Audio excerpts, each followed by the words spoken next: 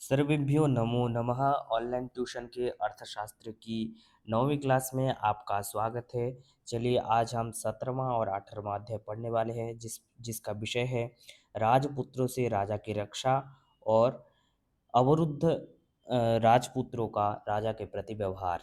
इन दो विषयों को पढ़ेंगे। पहला इंपॉर्टेंट वाक्य है पूर्वम दारेभ्य पुत्रेभ्यश्च। सबसे पहले राजा को अपनी जो पत्नियां हैं उनसे और पुत्रों से रक्षित होना चाहिए, मतलब रक्षा करना चाहिए। पुत्रों को नहीं, मतलब है कि स्त्रियों और पुत्र से ही राजा को स्वयं सुरक्षित होना चाहिए, ये कह रहे हैं। फिर आगे कहते हैं कि जन्म प्रभृति राजपुत्रान रक्षेत। देखो, जन्म से ही राजपुत्रों की रक्षा राजा को करना चाहिए। कर्कट सधर्मानो ही जनक भक्षा राजपुत्राः।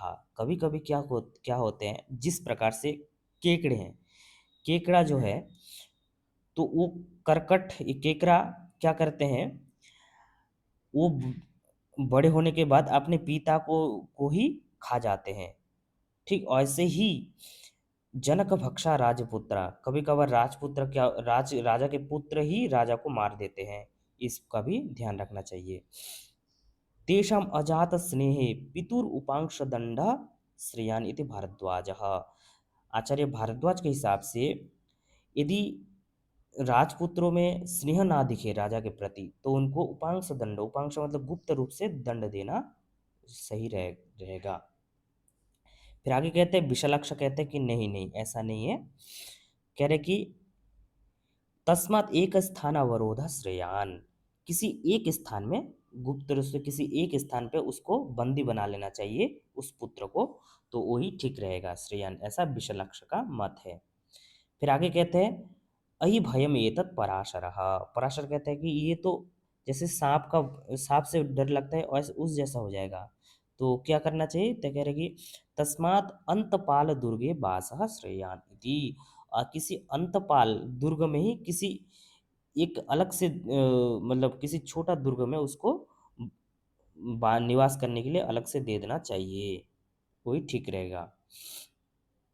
अंतपाल दुर्गा। फिर कह रहा है कि ओरभ्रकम भयमेतत् पीशुनः। पीशुन के हिसाब से ये तो ओरभ्रक मतलब सीमा स्थित दुर्ग में राजपुत्र का रखना मेंढे के भय के समान है। ओरभ्रकम भयमेतत् पीशुनः, मेंढे के भय के समान है। तो इनके हिसाब से क्या करना चाहिए, तस्मात् स्व विषयाद अपकृष्टे सामंत दुर्गे भाषा श्रेयान। तो कह रहे कि देखो, इसीलिए अपने देश से निकालकर सामंत अपने समीप देश का राजा के दुर्ग में उसका निवास कराना ही श्रेयस्कर है। ठीक है ना, सामंत दुर्गे बासा श्रेयानिति, किसी पास के राजा के दुर्ग में रखना ठीक है, ऐसा पिशुन का मत है। तो कौन, देखो राजाओं का नामों का क्रम तो वही वाला ठीक काम करेगा जो हमने पहले पहले वीडियो में अच्छे से वर्णन किया हुआ है। यदि आपने नहीं देखा तो जरूर जाके देखिए, और वीडियो अच्छा लगे तो वीडियो को लाइक कीजिए, दोस्तों को ज़्यादा से ज़्यादा शेयर कीजिए और साथ ही साथ चैनल को भी सब्सक्राइब अवश्य कीजिएगा। चलिए, तो अब जो है किस जो सभी आचार्यों का मत है उस मतों का एक ट्रिक है, उपांशु एक स्थान अंतपाल सामंत मातृषु। उपांशु मतलब है कि गुप्त रूप से दंड देना चाहिए, एक स्थान मतलब एक स्थान पे उसको कराना चाहिए राजपुत्र को, और तीसरे का है अंतपाल, अंतपाल दुर्ग में रखना चाहिए।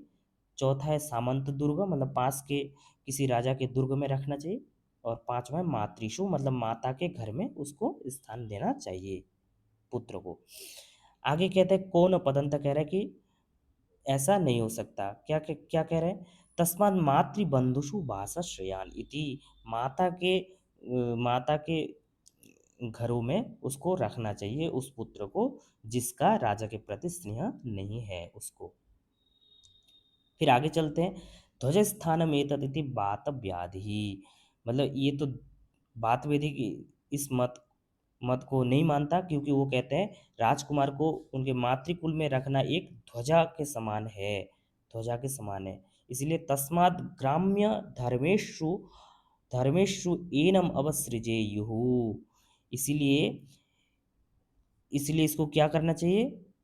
कह रहे कि जिस प्रकार ध्वजा ध्वजा को दिखाकर अदिति और कौशिक क्या करते हैं? अपनी जीविका निर्वाह करने के लिए भिक्षा एकत्रित करते हैं। इसी प्रकार राजकुमार के मातृकुल के पुरुष भी उसे देख दिखा दिखाकर लोगों से धन इकट्ठा कर सकते हैं। इसीलिए ध्वजा के समान ये बात बिहारी जी कहते हैं। लेकिन इनका इनका मत क्या है? इसलिए राजकुमार को ग्राम्य धर्म अर्थात स्त्री संघ आदि में उसकी इच्छा अनुसार लगा देवे। मतलब है कि उसको काम वासना आदि में, स्त्री संघ आदि में, ग्राम्य धर्म वगैरह में, नीच नीच कर्मों में उसको लगा देना चाहिए। सुखोपरुद्धा ही पुत्रा पितरम नाभिद्रुह्यन्ति। मतलब यदि सुख भोगेगा, काम वासना वगैरह में लगा रहेगा, तो वो पुत्र जो है पिता से द्रोह नहीं कर सकता। फिर आगे कहते हैं जीवन मरण में तत् कौटिल्य। आचार्य कौटिल्य लास्ट में देते हैं कि ये तो जीवन का मरण जैसा है, मतलब उसकी जिंदगी आपने खराब कर दी, इसके जैसा है।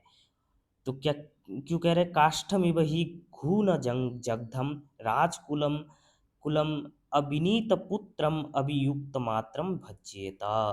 कह रहे कि पुत्रों को इस प्रकार विषयों में फंसा कर रखना, उसके जीते जी मरने देना है, अर्थात उनका इस प्रकार जीवन सर्वथा मरने के समान है। क्योंकि जिस प्रकार घुन कि एक प्रकार का कीड़ा, वो क्या करते हैं?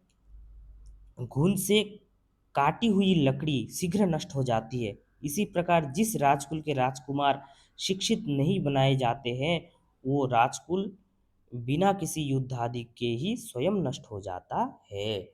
तो ये भी इन वेरी वेरी इंपॉर्टेंट वाक्य है। ठीक है, अब आगे चलते हैं। हम केवल इंपॉर्टेंट वाक्य को ही पढ़ के आगे निकलेंगे।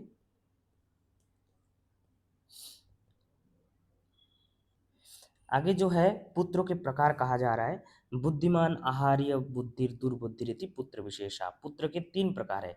एक तो है बुद्धिमान पुत्र, शिष्य मानो धर्मार्थो उपलवते चानुतिष्ठति च बुद्धिमान। बुद्धिमान पुत्र उसको कहते हैं जो हर एक बात को शिष्य मानो सुनते हैं और धर्म अर्थ में उसका मन लगता है और अनुष्ठान भी करता है, धर्म अर्थ का काम भी करता है, तो उसको बुद्धिमान पुत्र कहते हैं।